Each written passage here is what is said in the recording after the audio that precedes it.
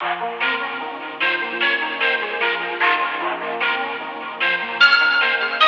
Complex News, I'm Hanuman Welch. How much do you know about vast right-wing conspiracies? Well, let's take it one step further.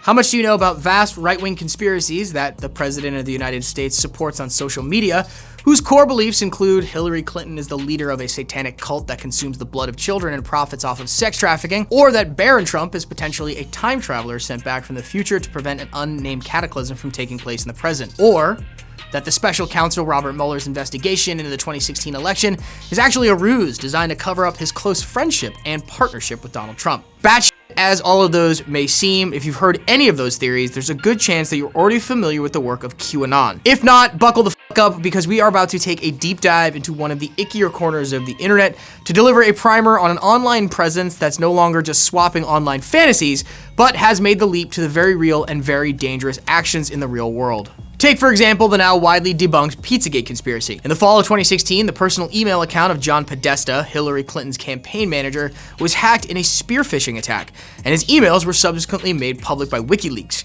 Proponents of the Pizzagate conspiracy theory falsely claim that the emails contained coded messaging referring to human trafficking and connecting several U.S. restaurants and high-ranking officials of the Democratic Party to an alleged child sex ring involving the restaurant and pizzeria Comet Ping Pong, located in Washington, D.C. Earlier this month, Frank Cali, believed to be the street boss of the Gambino crime family, was shot dead outside of his Staten Island family home. The alleged shooter, Anthony Comello, appeared in court.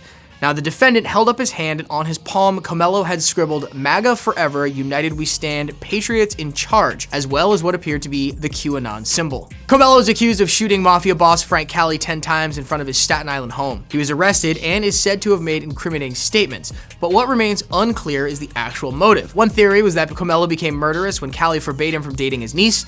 A competing theory is that Comello is a drug addict and rival mobsters may have put him up to killing Cali, but we're going to focus on the QAnon name dropping during Comello's hearing. Put a pin on Comello and we'll come back to the courtroom drama later. But QAnon, who or what is QAnon? Q, or Q Clearance Patriot, is an anonymous internet users or group of users claiming to be a high-ranking government official close to Trump who's been posting cryptic intel drops online since 2017. An anonymous user going by the handle Q started a thread on 4chan's political board titled "The Calm Before the Storm."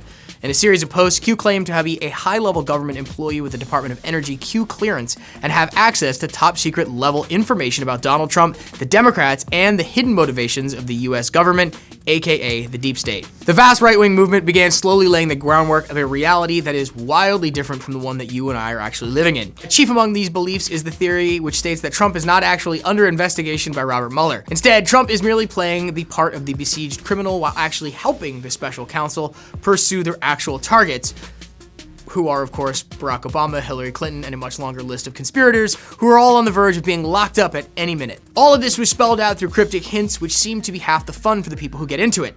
Before long, there were countless YouTube channels, subreddit, and message boards dedicated to collectively piecing things together.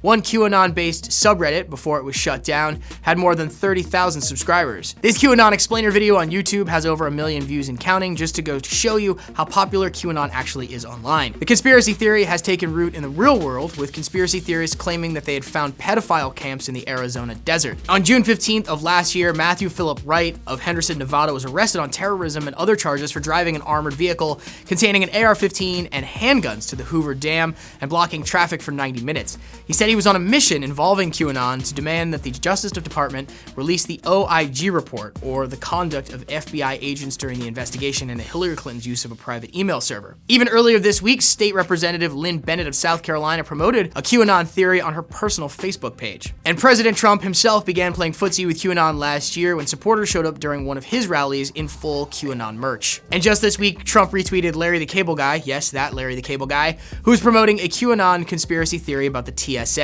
Even more terrifying than our soft president retweeting unfunny comedians is that the QAnon corners of the internet is where very real right-wing, often racist followers become radicalized. The accused Christchurch shooter in New Zealand had no link to QAnon, but the 77-page manifesto that he uploaded to 8chan shortly before allegedly going on his killing spree makes no direct mention of QAnon. However, the manifesto is similar to the recently published QAnon book, and internet adherents, often referred to as bakers, began to draw a corollary between the Christchurch shooter and QAnon. Q drips feed their followers with info dumps called breadcrumbs so that, just like Hansel and Gretel, these theorists can be led out of the forest of fake news. As followers of Q's breadcrumb trail, QAnon believers refer to themselves as bakers.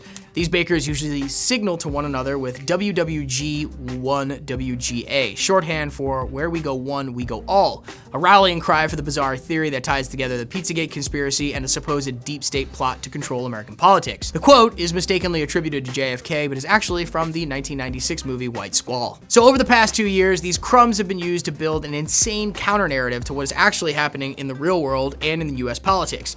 Here's just a few more of Q's core claims that are 1000% bullshit. German Chancellor Angela Merkel is Adolf Hitler's daughter. The Las Vegas massacre was an inside job arranged by the Clintons in Saudi Arabia. The Queen of England is actually a member of a globalist cabal, and Princess Diana was killed because she found out about their child trafficking and sacrificing and was trying to flee the royal family. And finally, Kim Jong-un was placed into power by the CIA, and the late Senator John McCain was a traitor who supported ISIS. Bananas. Followers of the QAnon conspiracy also reference something they call the Great Awakening, something they think is the pre-Enlightenment road to solving all of the clues Q has left behind before we all realize how vast the deep state conspiracy actually is. A book titled QAnon, An Invitation to the Great Awakening, which was supposedly written by 12 anonymous members of the group, promoting the theory, has also skyrocketed to the top of Amazon's bestsellers list. Which brings us back to the very real-world implications of QAnon and its vast reach. Late last year, Vice President Mike Pence was photographed alongside 2 police officers, one of whom was brandishing a Q patch on the front of his tactical vest. And now let's not forget Anthony Comello, the man accused of allegedly gunning down the Gambino crime boss Frank Cali. So now it's not clear if there was any more connection between Comello's signaling of the far-right conspiracy and Cali's shooting, but the fact remains that there's still a very good chance that a Staten Island Redditor troll got off of his ass and, driven by a conspiratorial worldview, decided to take out a known crime boss. Let us know what you think of QAnon and the vast conspiracies they hold dear in the comments below, and for everything else, subscribe to Complex on YouTube. For Complex News, I'm Hanuman Welch.